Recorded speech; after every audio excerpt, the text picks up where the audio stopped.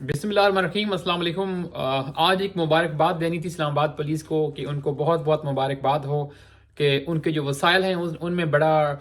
ایک ڈرامائی انداز سے اس میں اضافہ ہوا ہے، اور وہ کچھ یوں کہ آپ دیکھیں کہ جس طرح سے آپ کو زیادہ سوچنے کی ضرورت نہیں ہے۔ میں بات کر رہا ہوں فواد چودھری کی، جس طرح سے گرفتاری ہوئی، ان کے اوپر جو بھی کیس تھا، جو بھی انہوں نے کیا، ہم اس کو نہ تو ڈیفینڈ کر رہے ہیں، نہ ہی ہم کوئی اس کے وہ بات کر رہے ہیں۔ ہم صرف بات یہ کر رہے ہیں کہ کس طرح سے اچانک سے جو ہے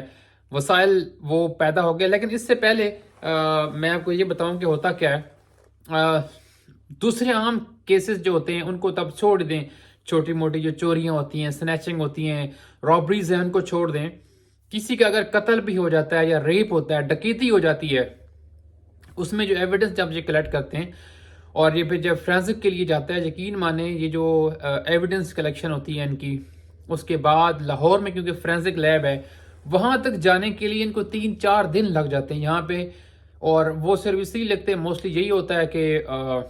ہمیں پیسے دیں، ہمیں کرائے کے پیسے دیں۔ اور میں اس میں کوئی پولیس کا قصور بھی نہیں، ان کو قصوروار بھی نہیں ٹھہرا رہا، بالکل اس میں کوئی دو رائے نہیں ہے کہ جو فنڈز ہیں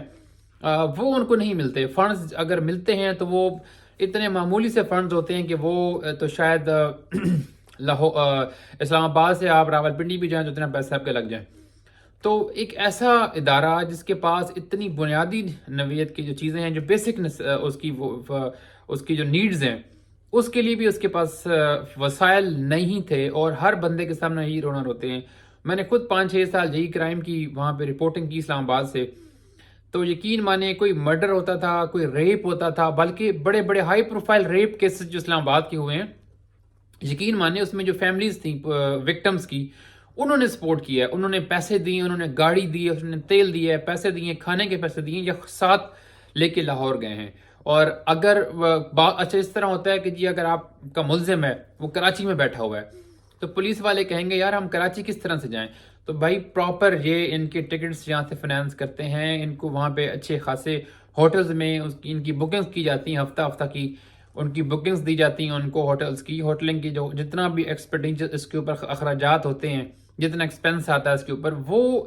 مدعی جو ہے جس کے ساتھ ظلم ہوا ہوتا ہے وہ ان چیزوں کو افورڈ کرتا ہے۔ لیکن اس کیس میں آپ دیکھیں کہ ایک لشکر تھا پورا لاہور میں، اور جب وہ قافلہ آ رہا تھا، آپ نے دیکھا ہوگا موٹر وے سے، تو اس میں دیکھیں جو ہے کئی گاڑیاں ہیں، آپ اس میں دیکھیں 20 گاڑیاں ہیں، اور ایلیٹ فورس کے اہلکار ہیں، اور سی ٹی ڈی اور پتہ نہیں کیا کیا، پورے پاکستان کی جو فورس ہے وہ اکٹھی تھی۔ آپ دیکھیں قانون کی امپلیمنٹیشن جو ہے، کسی کے خلاف ایف آئی آر درست ہوئی ہے یا غلط ہوئی ہے، اگر کوئی بھی کہیں پر کے اوپر بھی ایف آئی آر کرواتا ہے کسی کے اوپر، تو یار عام بندے کے لیے بھی یہی جو پروسیجر ہے اس کو اڈاپٹ کیا کریں۔ آپ ایف آئی اے کی میں بھی دیکھ لیں، ادھر بھی ایسا ہی ہوتا ہے کہ یار ان کے پاس جو اتنے وسائل ہیں ان کی بہت زیادہ کمی ہے۔ ایف آئی اے کو بھی آپ دیکھ لیں، پولیس کو بھی دیکھ لیں، ان کے پاس تو وسائل ہوتے ہی نہیں ہیں۔ لیکن یہ بہت اچھی خبر ہے، خوشی کی خبر ہے، اور اس کے اوپر جو ہے مبارکباد بنتی ہے ہمارے دوستوں کو جو کہ اسلام آباد پولیس میں بیٹھے ہوئے ہیں، کہ ان کے لیے بالکل مبارکباد یہ بنتی کہ کم از کم اب ان کا یہ مسئلہ تو ختم ہو گیا ہے کہ ایٹ لیسٹ ان کے پاس پیسے ہیں، ان کے پاس جانے کے لیے وسائل جو ہیں وہ تو مطلب ہو گئے ہیں، کہ اس طرح رول آف لا جو ہے اس کی امپلیمنٹیشن کے لیے پوری پراپر نفری گئی ہے۔ میں کوئی مذاق نہیں کر رہا، میں سچی بات کر رہا ہوں کہ ان کے نزدیک یہ رول آف لا ہے فواد چودھری کو پکڑنا۔ تو ہمیں امید کرتا ہوں کہ آئندہ جو عام انسان جو ان کے پاس جائے گا، جس کا کبھی اس کا کوئی عزیز جس کا مرڈر ہوگا، کسی کا ریپ ہوگا، کوئی ایویڈنس کلیکٹ ہوگا، کوئی فرینزک کے لیے پنجاب فرینزک لیب لاہور میں جب ایویڈنس لے کے آیا جائے گا، تو جتنا ان گاڑیوں پہ خرچہ ہوا ہوگا فیول کا، میں آپ کو یقین سے کہتا ہوں کہ یہ عام انسانوں کے لیے جو اسلام آباد میں بستے ہیں بیچارے 15-20 لاکھ لوگ، ان کے لیے میرے خیال میں جتنا 4 مہینوں کا خرچہ ہوگا پورے اسلام آباد کے کیسز کا، جو ایویڈنس کلیکشن یا کسی بندے کو اریسٹ کرنے کا ہوگا، وہ اس ایک وزٹ میں، اس ایک ریڈ میں جو ہے اس سے زیادہ خرچہ ہوا ہوگا ان کا۔ تو بہرحال مبارکباد ضرور بنتی ہے، لیکن ہمارے آئینی اداروں کو سوچنا ہوگا، ہمارے قانون سازوں کو بھی سوچنا ہوگا، اور ہماری عدلیہ کو بھی دیکھنا ہوگا کہ کس طرح سے امپلیمنٹیشن آف دی لا جو ہے وہ کتنی ویک ہو رہی ہے پاکستان کے اندر۔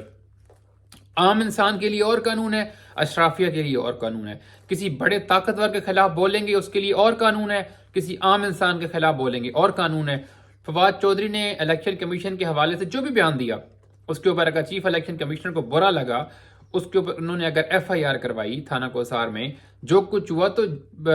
مجھے امید ہے اور میں اس چیز کی خواہش کروں گا کہ کبھی کاش پاکستان میں ایسا ہو کہ جتنا ایکشن الیکشن کمیشن کو ہرٹ کرنے پہ ہوا, الیکشن کمیشن کے اوپر جملہ بازی سے ہوا, اتنا